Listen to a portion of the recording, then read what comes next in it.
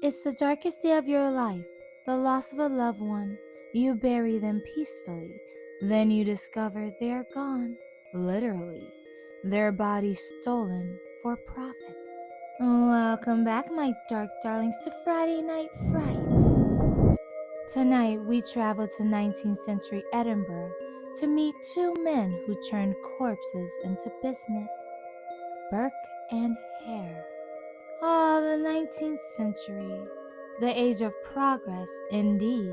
Science was advancing faster than a tweaker hopping on a pipe, and somehow with just as little restraint.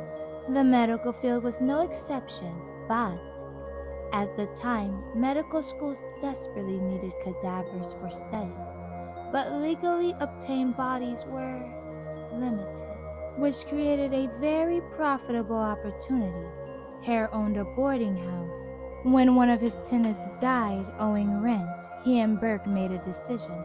Instead of burying the body, they sold it to an anatomist and made more money than the rent was worth. It worked too well. Soon, natural deaths weren't enough. Filled with more greed than a gold digger at a Fortune 500 convention, they began creating their own, luring victims in with drink and kindness, only to suffocate them quietly. A method so clean it even had a name, Burking. No blood, no marks, just bodies, sold to science.